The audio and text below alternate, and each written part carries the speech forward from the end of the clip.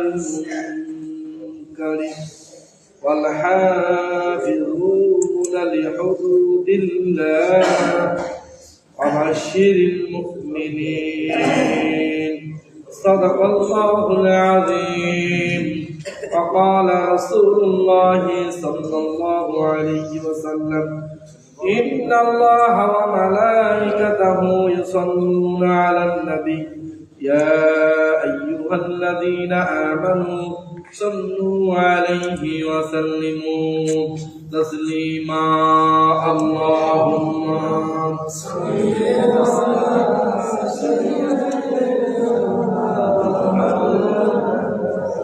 محمد وعلى آل سيدنا مولانا محمد بلغ العلا بكماله كشف الدجى بزمانه حسنت جميع خصاله صلوا عليه وآله. যে মহান আল্লাহ রাব্বুল আলামিন পবিত্র শাবান মাসে আল্লাহ তাআলা আমাদেরকে বিভিন্ন কাজ ও কর্ম থেকে বিভিন্ন জান্নাত থেকে আল্লাহ রাব্বুল আলামিন আপনাকে আমাকে খুতবা শোনার এবং দুই রাকাত নামাজ পড়ার তৌফিক দান করে দিয়েছেন। এই জন্য আমরা সকলেই মহান আল্লাহ রাব্বুল আলামিনের কাছে শুকরিয়া আদায় করি। বলেন আলহামদুলিল্লাহ। সালাম মানবতার মুক্তির যিনি নবীদের নবী বিশ্ব নবীজির প্রতি সংক্ষিপ্তভাবে দরুদ পড়ি। বলেন সাল্লাল্লাহু আলাইহি ওয়াসাল্লাম। সূরাতুত তাওবা 9 নম্বর পারা 9 নম্বর সূরা 10 নম্বর পারা সূরাতুত তাওবার 12 নম্বর আয়াতে কারিমা আমি তেলাওয়াত করেছি। আল্লাহ রাব্বুল আলামিন এই আয়াতে অনুযায়ী আমাকে কথা বলার তৌফিক দান করে দেন। সকলে বলে আমিন আমিন। আল্লাহ রাব্বুল আলামিন বলেন ইন্নামাল মুমিনুনা আল্লাযীনা ইযা যুকিরাল্লাহু ওয়াজিলাত কুলুবুহুম ওয়া ইযা তুলিয়াত আলাইহিম আয়াতুহু যাদাতুহুম ঈমানান ওয়া আলা রাব্বিহিম ইয়াতাওয়াক্কালুন। আল্লাহ রাব্বুল আলামিন বলেন মুমিন তো তারাই আল্লাহর কথা যখন মানুষকে স্মরণ করিয়ে দেয় তাদের অন্তর কেঁপে ওঠে। আল্লাহ রাব্বুল আলামিন বলেছেন যে মুমিন তারাই যখন আল্লাহ রাব্বুল আলামিনের কথা মানুষকে স্মরণ করিয়ে দেওয়া হয় তাদের অন্তর কেঁপে ওঠে। قلوبهم وإذا تليت عليهم آياته زادتهم إيمانا وعلى ربهم يتوكلون। দ্বিতীয় নম্বর হলো যখন আল্লাহ রাব্বুল আলামিনের কোরআনুল কারীম তাফসীর করে করে যখন শোনানো হয় তখন বান্দার ঈমান বৃদ্ধি পায়। ঈমান কি পায়? বৃদ্ধি পায়। এক নম্বর হলো যখন আল্লাহর কথা বান্দাকে স্মরণ করিয়ে দেয় মুমিনের গুণ। বলছিলাম মুমিনের গুণ আল্লাহ রাব্বুল আলামিন। মুমিন কারা? আমরা পৃথিবীতে সবাই মুমিন দাবি করি। যারাই ইসলাম ধর্ম গ্রহণ করেছি, যারাই কালেমা পড়েছি তারাই আমরা কি দাবি করি? মুমিন দাবি করি। কিন্তু আল্লাহ রাব্বুল আলামিন মুমিনদের বৈশিষ্ট্য এবং মুমিনদের গুনাহগুলি আল্লাহ তাআলা কোরআনুল কারীমে আল্লাহ রাব্বুল আলামিন তা দিয়েছেন। এক নম্বর হলো যখন কোরআন তেলাওয়াত আল্লাহর কথা বান্দাকে স্মরণ করিয়ে দেওয়া হয় তখন বান্দার অন্তর কেঁপে ওঠে। দুই নম্বর হলো ওয়াইদা তুলিয়াত আলাইহিম আয়াতুহু যাদাতুহুম ঈমানান ওয়া আলা রাব্বিহিম ইয়াতাওয়াক্কালুন। দুই নম্বর হলো যখন বান্দা আল্লাহর কোরআনুল কারীমের আয়াতগুলো পড়ে পড়ে যখন বুঝিয়ে দেওয়া হয় তখন বান্দার ঈমান বৃদ্ধি পায়। বলেন সুবহানাল্লাহ সুবহানাল্লাহ। আর আল্লাহ রাব্বুল আলামিন বলেন সূরা বানী ইসরাঈলের মধ্যে বলেন অনুনাজ্জিলু মিনাল কুরআনি মা হুয়া শিফা। এই কোরআন হলো মুমিনদের জন্য শিফা। অনুনাজ্জিলু মিনাল কুরআনি মা হুয়া শিফা ওয়া রাহমাতুল লিল মুমিনিন। মুমিনদের জন্য শিফা। অনুনাজ্জিলু মিনাল কুরআন মা হুয়া শিফা ওয়া রাহমাতুল লিল মুমিনিন ওয়া লা ইয়াজিদুজ জালিমিনা ইল্লা খাসারা। আর মুমিন জালেম এবং কাফের মুনাফিকদের জন্য কোরআন হলো কি? ক্ষতিকর। কোরআন কি? ক্ষতিকর।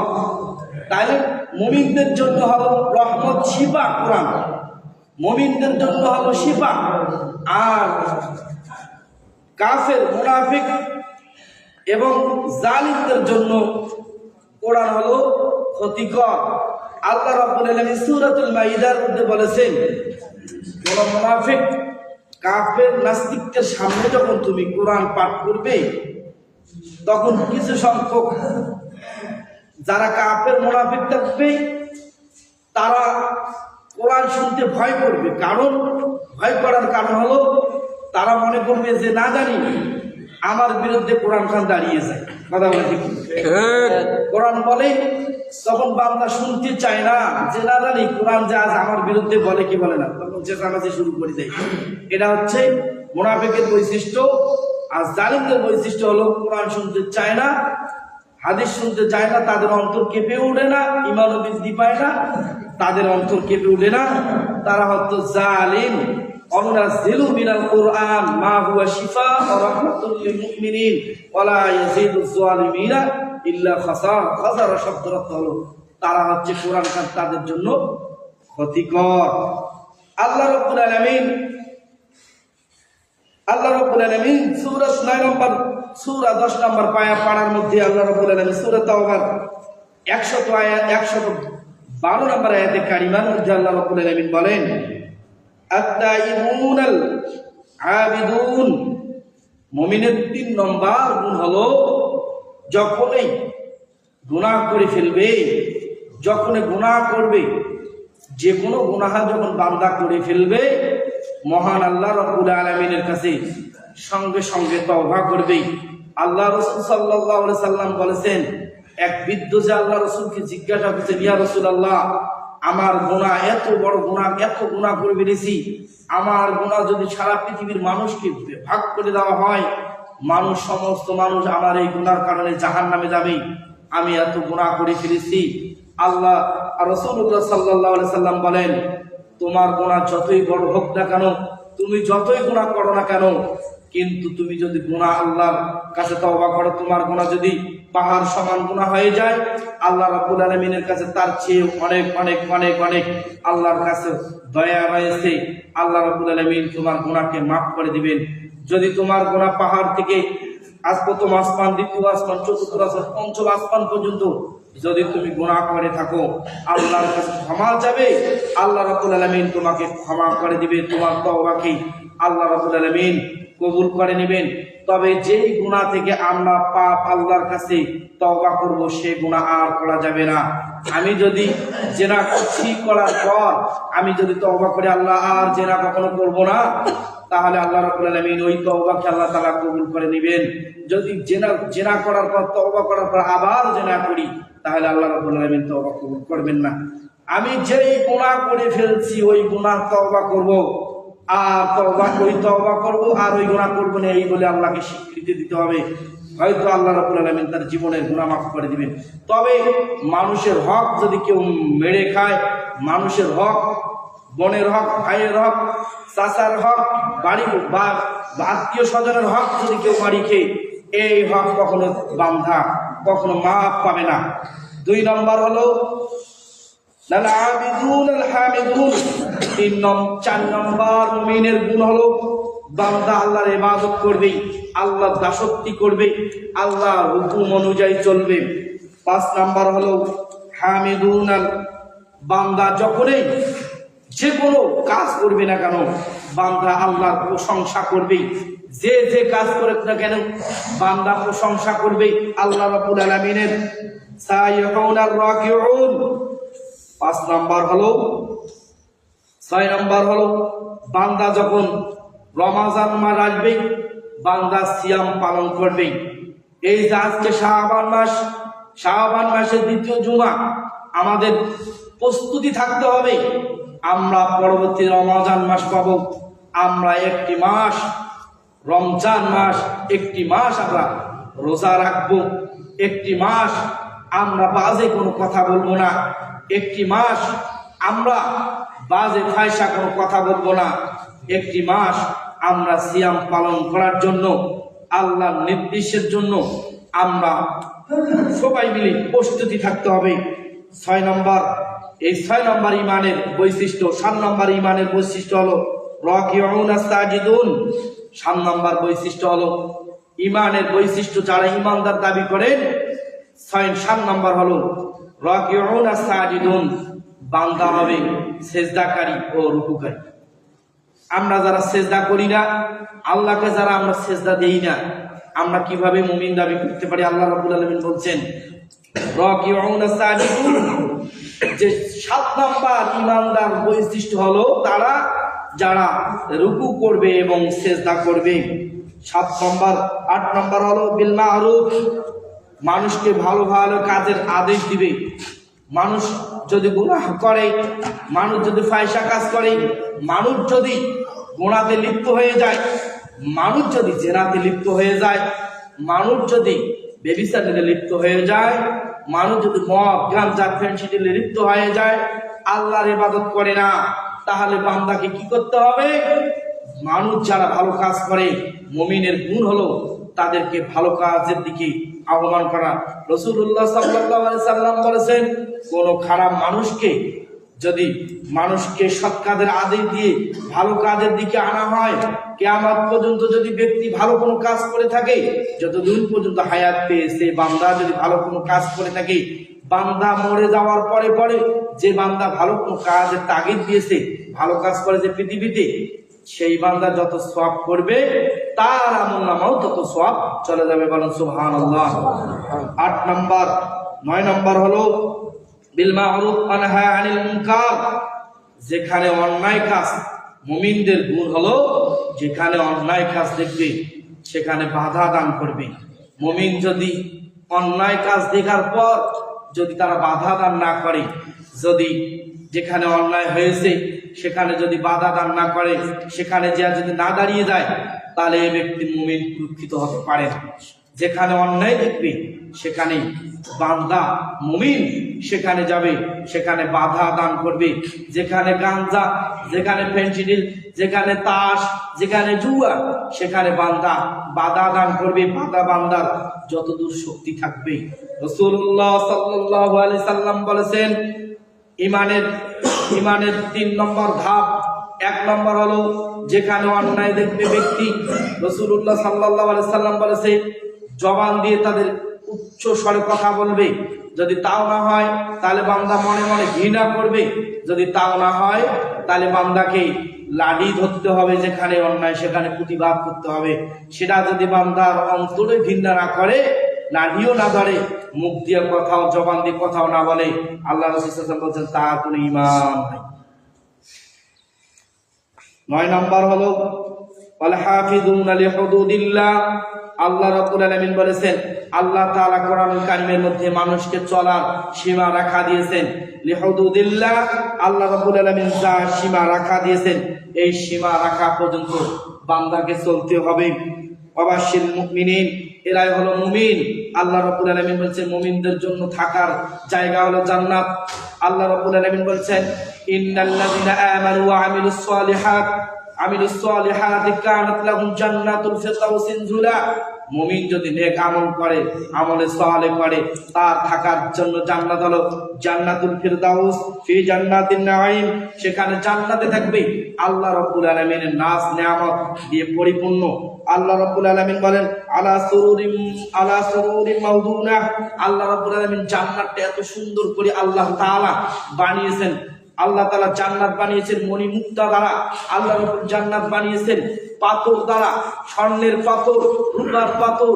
আল্লাহ রাব্বুল আলামিন মণি মুক্তা দিয়ে জান্নাতকে আল্লাহ রাব্বুল আলামিন তৈরি করেছেন। যারা জান্নাতে যাবে, আল্লাহ রাব্বুল আলামিন জান্নাতে এত সুন্দর করে জান্নাতকে তৈরি করেছেন। জান্নাত দিবেন, জান্নাত যারা যাবে, ওয়াহুরুন আইন, জান্নাত যাওয়ার সাথে সাথে বান্দার কাছে থাকবে 1 থেকে 72টা সুন্দর এত হুর থাকবে, তাদেরকে হুর দেওয়ানো হবে। 1 থেকে 72টা 73টা তাকে হুর দেওয়ানো হবে। হুরের গালে বান্দার ছবি দেখতে পারবে।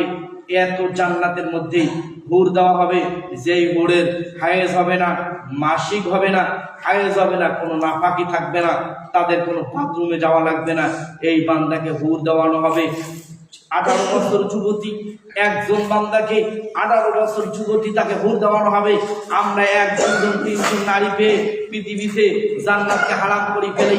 যদি জান্নাত আপনারা কামাই করতে পারেন, জান্নাত যদি আল্লাহ দিতে পারেন, যাওয়ার সাথে সাথে আপনাকে 1 নয় 2 নয় 73টা হুর দিবেন। 73টা হুর আপনি যা করা মন ইচ্ছা তাদেরকে করতে পারবেন। জান্নাতে যাওয়ার পরে পরে 72টা হুর আপনার জন্য ব্যতিব্যস্ত হয়ে থাকবে। আপনি কি যাবেন? আপনি যদি জান্নাতে যান, আমাকে কলা লাগবে, সাথে সাথে আপনাকে কলা দেওয়ানো হবে।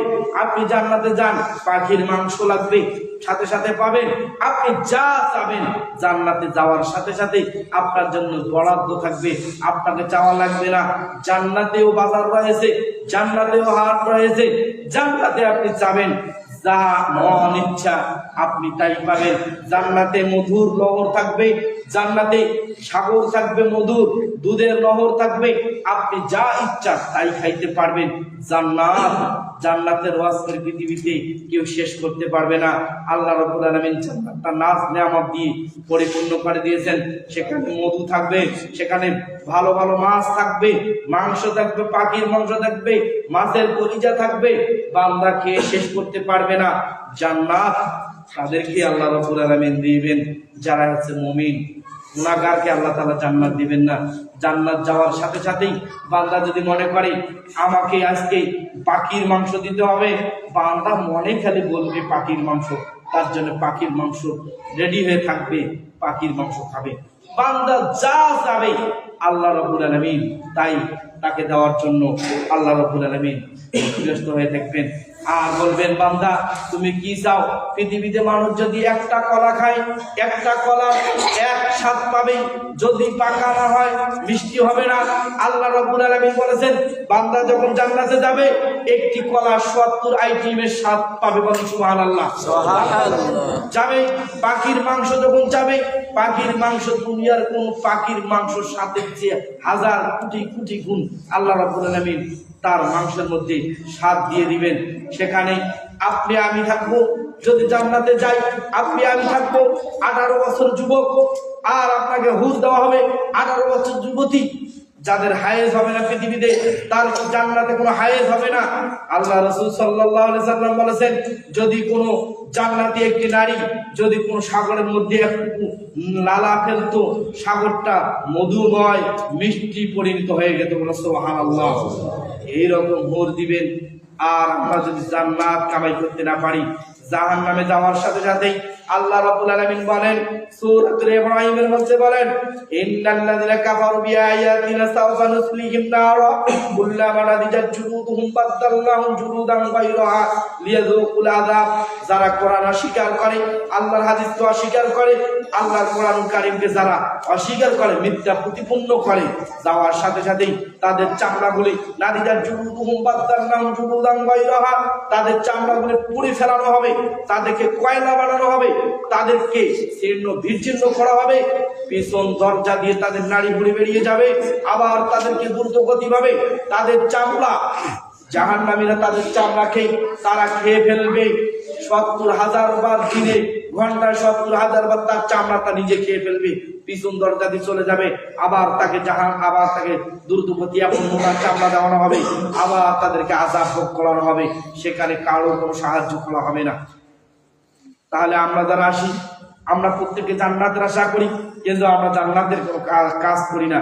যদি জান্নাতের আল্লাহর কোনো ইবাদত না করি, আল্লাহর কোনো ইবাদত না করি, ভাই আমরা জান্নাতের আশা করতে পারি না। যেমন মনে করেন যে জান্নাতের আশা করতে পারি না, জান্নাতের আশা করতে হলে যেমন যদি আমার জমি জায়গা না থাকে, 1 শতক জমি না থাকে, আর আমি যদি কই যে আমার এই পুরো দুনিয়াকার আমার, এই সবগুলো ভুট্টা আমার, যেমন এই কথার কোনো দাম হয় না। আমার যখন ইমান থাকবে না, আমি যদি আমি জান্নাতে যাব, সেই কথার কোনো দাম আর থাকে না। কথা বলে ঠিক কিনা? তাহলে প্রত্যেকটি মানুষ আল্লাহর ইবাদত করতে হবে, সৎ কাজের আদেশ দিতে হবে, অসৎ কাজের নিষেধ করতে হবে। যেখানে অসৎ কাজ, আপনি যদি অসৎ কাজের সাথে জড়িত থাকেন, আপনি ইমানদার হতে পারবেন না। রাসূলুল্লাহ সাল্লাল্লাহু আলাইহি সাল্লাম সৎ কাজের জন্য, অসৎ কাজের জন্য দীর্ঘ 13টি বছর মদিনাতে, মক্কাতে থাকার পর আল্লাহ রাসূল সাল্লাল্লাহু আলাইহি ওয়াসাল্লাম হিজরত করে মদিনাতে চলে গেলেন। 500 বছরের পথ হেঁটে চলে গেলেন, নির্যাতন। উহুদের যুদ্ধে গিয়েছিলেন রাসূলুল্লাহ সাল্লাল্লাহু আলাইহি সাল্লাম, তার হেলমেট ঢুকে, মাথাতে হেলমেট ঢুকে মাথা খণ্ড বিখণ্ড হয়ে গেছে, হেলমেট মাথার মধ্যে ঢুকে গিয়েছে, দাম মোবারক হয়েছে, 2টা দাঁত তার শহীদ হয়েছে, রাসূলুল্লাহ সাল্লাল্লাহু আলাইহি ওয়াসাল্লাম রক্তাক্ত হয়ে গেছেন। কিন্তু সৎ কাজের আদেশ দিতে গিয়ে আমরা যদি সৎ কাজের আদেশ না দেই তাহলে আমরা মুমিন হতে পারবো না।